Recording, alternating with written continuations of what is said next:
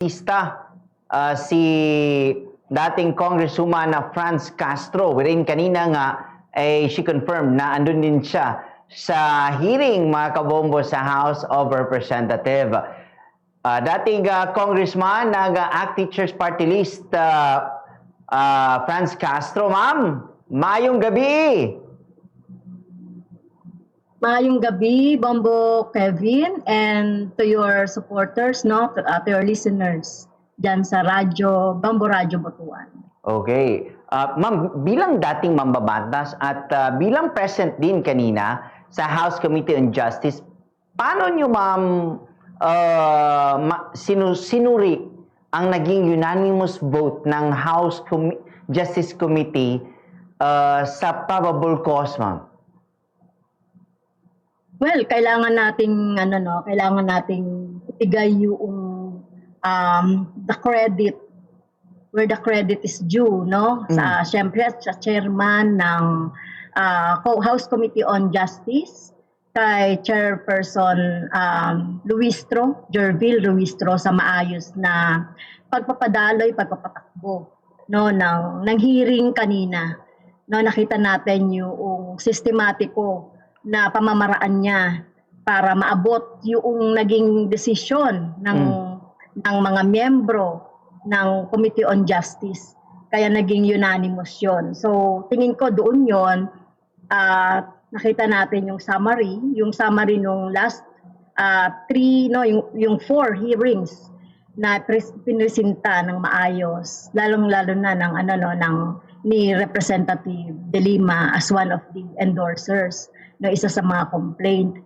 Kaya tingin ko doon, no, na convince yung lahat ng mga miyembro ng Committee on Justice kung bakit naging unanimous ang desisyon para botohin yung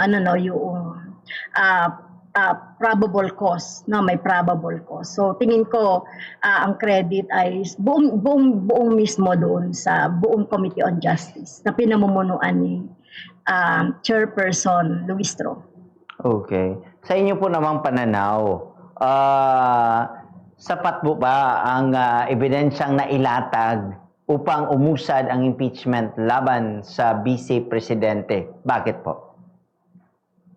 Yes, tingin ko overwhelming yung mga evidences presented from the first ground hanggang doon sa yung last ground. So halimbawa, yung first ground ay yung tungkol sa confidential funds, kasama na dyan yung sa issue ng bribery, no? Sa confidential funds, nakita naman natin doon yung ang fatal doon yung pagsasabi ng COA na dapat ibalik, no, yung more than 400 million na pondo galing sa confidential funds both in Department of Education at saka sa Office of the Vice President. So kung tama ba yung paggamit ng confidential funds, bakit ang sinasabi ng COA ay ibalik yon, no? Yung sa 125 million na ginastos for one day, no, talagang matibay ang ebidensya kaugnay doon sa betrayal of public trust. Pangalawa, yung sa bribery, no, na pinesenta ng prosecute ay ng mga evidences kaugnay doon sa pamimigay ng pera, no, para pagtakpan yung kung may ginawang anomalya doon sa pondo sa confidential funds. Secondly, ay yung tungkol doon sa SALN, no? Statement of Assets and Liability. So, kaduda-duda kasi dito yung hindi pagdedeklara ng cash on hand, cash in bank mula 2019 hanggang 2024. Samantalang, sabi ng AMLA, more than 600 transactions ang naganap, no, mula noong 2006 hanggang sa 2024. So, 2019, kung walang cash on bank, bakit may mga transactions? Okay, so doon pa lang nakita natin na parang may mali o parang merong tinatago, no, yung si Vice President, bakit siya hindi nagdeklara ng cash in bank tsaka sa cash on hand. At nakita natin yung differences no nung kinita ng Vice President mula nung siya ay Vice Mayor hanggang ngayon hanggang ngayon 2024 as Vice President. Pangatlo ay ito obvious naman sinasabi talaga na kung ano yung nakikita mo na yun yung ebidensya, yung high crime, yung grave threat no na ginawa ni Vice President noong November 2023 noong siya ay nagkulong doon sa office ni Congressman Pulong Duterte at doon nag-press conference at ginanap yung threat kay President, kay Speaker, tsaka kay First Lady. So malinaw doon at tiningnan pa yung behavior ng ni Vice President Duterte sa kanyang mga interview, sa kanyang mga press con, even dun sa mga sinasabi ng kanyang mga kapamilya na talagang merong may tendency talaga for violence. So doon pa lang nakita na natin na merong maraming ebidensya para siya ay ma-impeach. Ma'am, bilang dating mambabatas, paano nyo tinitingnan ang kasalukuyang estado ng Kongreso natin? Mas malakas ba o humina yung check and balances ngayon, ma'am? Well, ano ba ibig sabihin ng check and balance? So, sa ngayon kasi, with regards doon sa ginagawa na proceeding sa impeachment, makita naman natin yung pagbibigay ng due process, di ba? Kung paano nagkaroon ng naayos yung proseso ng mga pagtatanong, pag-interpellate, or dun sa pag-come up noong sa sinasabi nating probable cause. At ngayon, so syempre, ngayon sa kabuuan ng Kongreso, alam naman natin yan ay sinasabi natin sa leadership ngayon ni Speaker, majority pa rin naman talaga nasa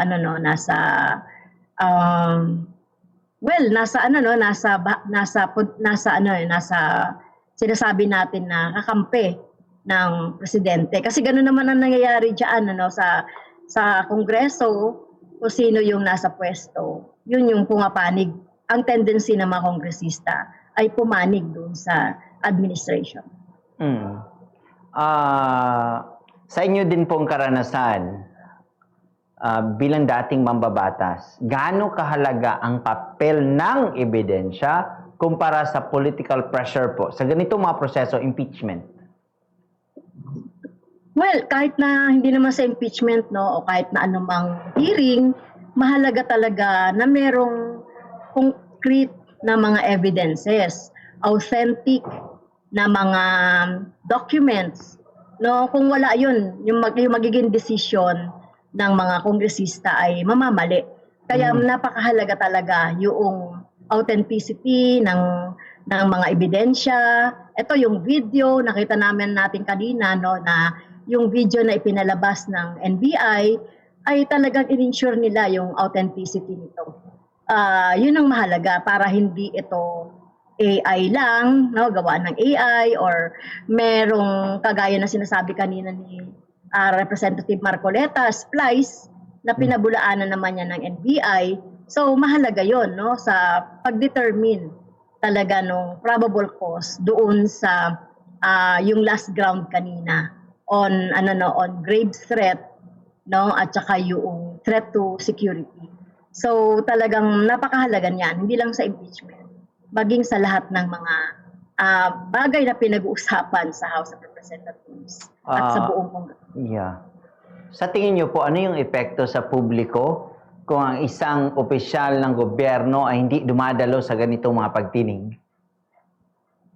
Well, tingin ko maraming nadismaya sa hindi pagdalo ni Vice President Duterte.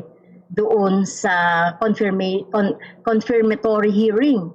No? Ito sana yung kanyang pagkakataon, opportunity na i-debunk, pabuluanan, or mag-present ng counter evidence doon sa pinisinta ng mga evidences sa mga impeachment, grounds of impeachment.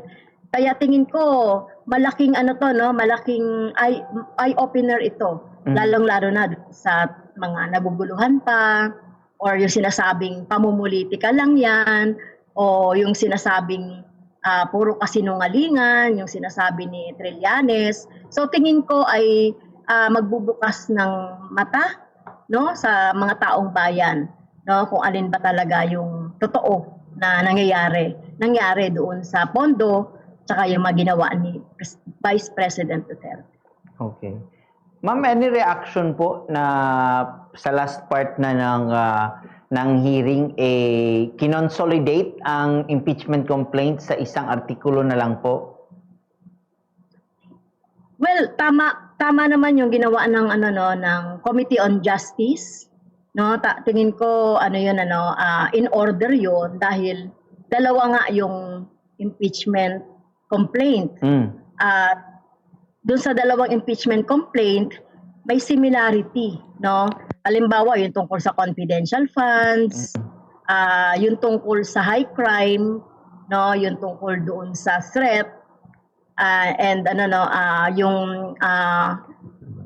yung SALN, no, meron ding doon sa dalawa. Kaya kailangan lang na i-consolidate yan para mas madali pagdating doon sa Senado as an impeachment court, no? Isa lang yung i-deal with nila, and para mapadali din yung pagdedesisyon ng mga House of Representatives, no, yung sa plenary, kung sa pagboboto kung ano yung mga articles of impeachment. Kailangan talaga isa lang yon.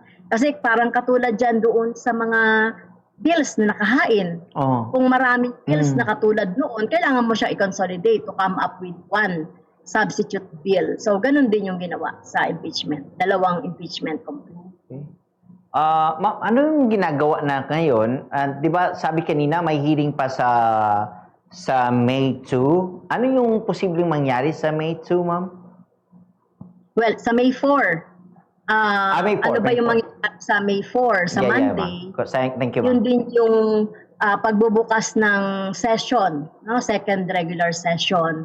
So, ang mangyayari dyan, magpo-convene ulit yung Committee on Justice, pagbobotohan ulit, no, yung tungkol doon sa consolidated articles of impeachment. Kasi inatasan ng chair yung committee na through the secretariat para i-consolidate yung dalawang impeachment complaints to come up with one impeachment articles.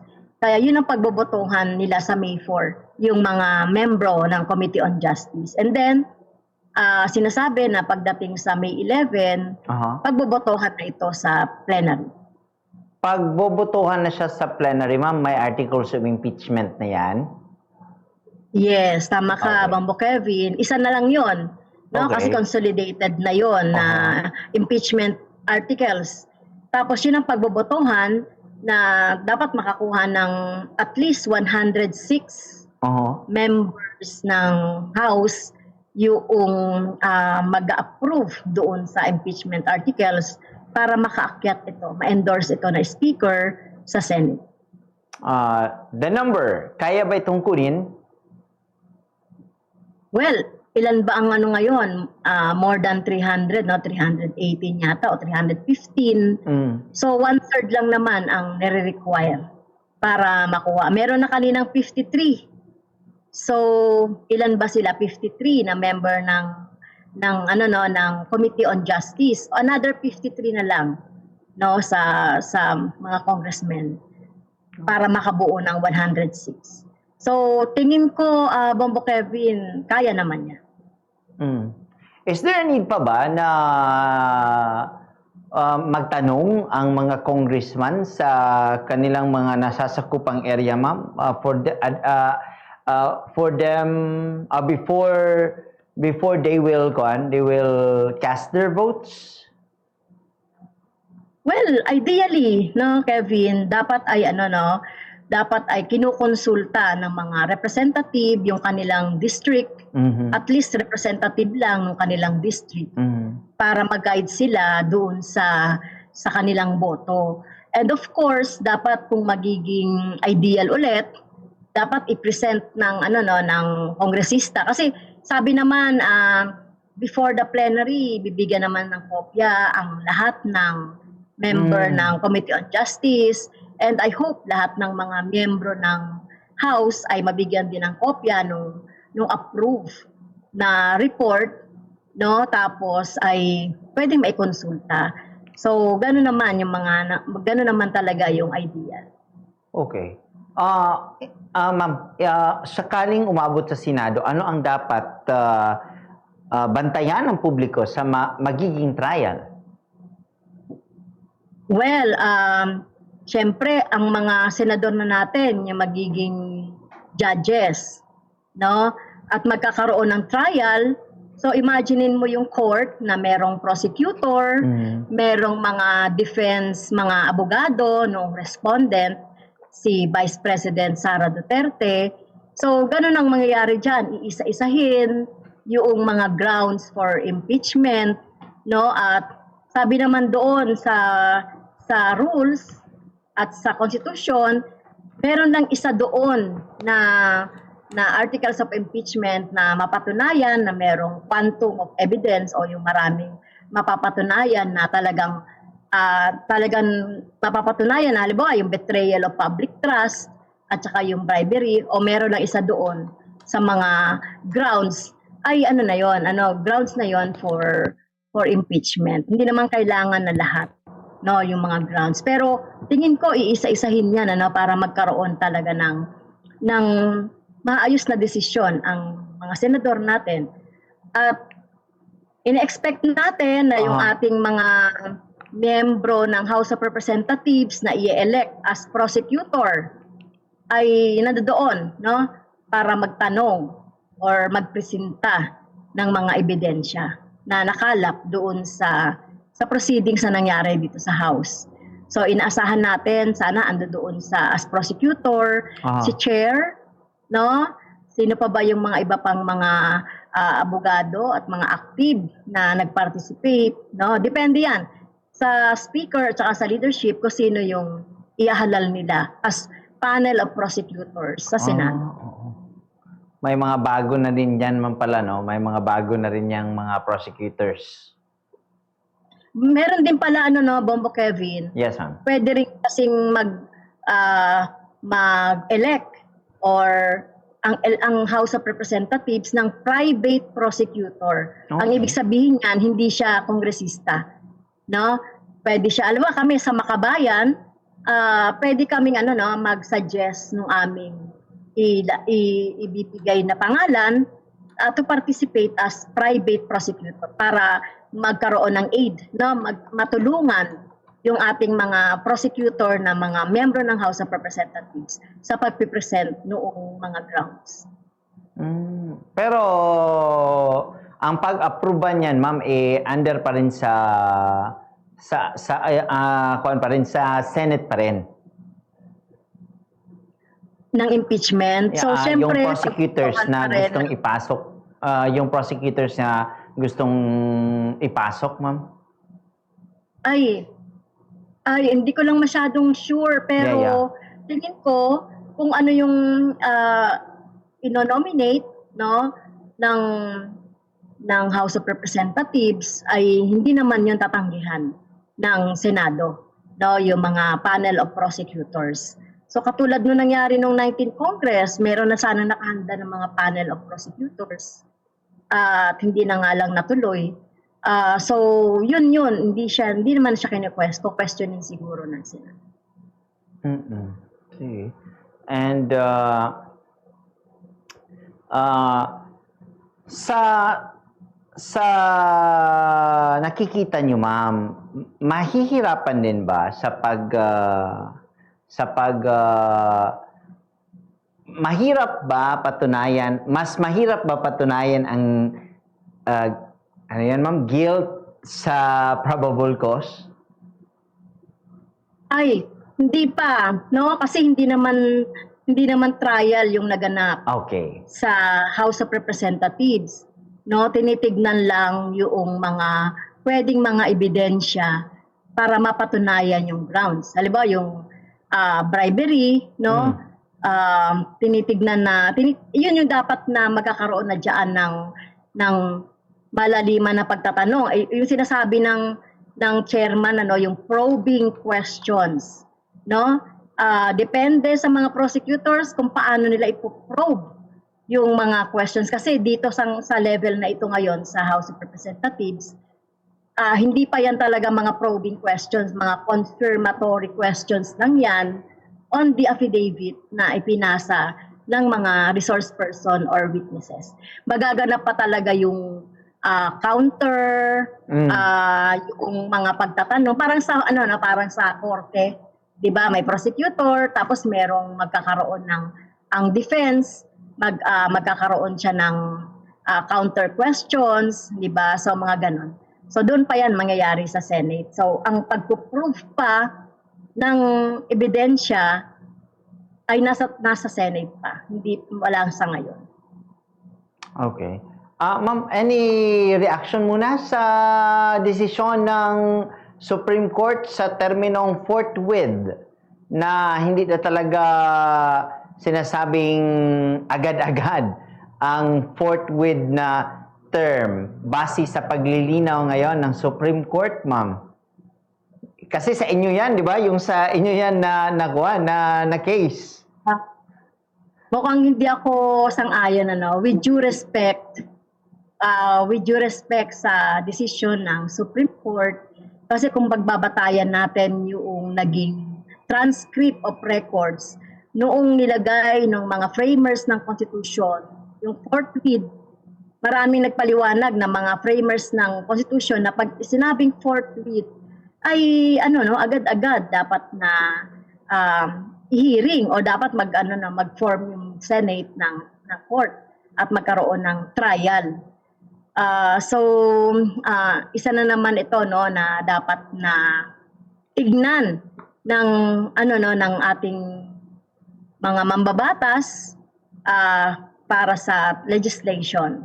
So ako personally hindi ako sang-ayon sa naging desisyon ng Supreme Court. Okay. Sa huli po, ano po ang pinakamahalagang aral na dapat makuha nating lahat sa kasong ito po ngayon? Well, sa nangyayari po ngayon sa impeachment proceedings ni Vice President Sara Duterte, ano yung aral na makukuha natin dito? Yung aral ng ng pagpapanagot or accountability ng mga impeachable officials na sila yung may humahawak ng mga pinakamatataas na pwesto na dapat ay mas yung responsibilidad nila sa taong bayan, sa paggamit ng pondo, sa kanilang mga attitude or behavior ay dapat dapat talaga ay to the highest level, nakatanggap-tanggap sa lipunang Pilipino. At yung ginagawa natin ngayon, ang ang aral dito, dapat kung mayroon talagang impeachable officials na dapat managot sa hindi maayos na paggamit ng pondo, ay dapat panagutin. Hindi tayo makikibit-balikat sa mga hindi maayos na or hindi fit na mga opisyal natin sa gobyerno. Ma'am, pang last pa, may oras pa kasi, 4 minutes. Any message to the Vice President? Well, sa ating Vice President, pangalawang impeachment na ito, na ma-impeach ka, so nasayang mo yung pagkakataon na sana ay nagpaliwanag ka. Hihintayin namin yung mga paliwanag pagdating sa Senado. At sana ma-convince mo ang taong bayan na totoong malinis yung pagsiservisyo at wala kang ginawa na para sa iyong sariling interes to the detriment ng ating mga mamamayan. Kaya, well, nandito na tayo ngayon, Vice President, kaya harapin mo na sa Senado at wag mo nang gamitin yung iba't ibang mga technicalities sa batas para tumakbo sa pananagutan. Kasi ang taong bayan ay, nakita mo naman sa survey, 90% ng taong bayan talaga ay gusto talagang magtuloy itong impeachment at makita ang katotohanan at mapanagot ka kung sakali na makonvict ka sa Senado. So, yun lang po at yung lessons na nakuha mo rito sa impeachment proceedings ay sana ay magsilbing aral sa iyo as Vice President.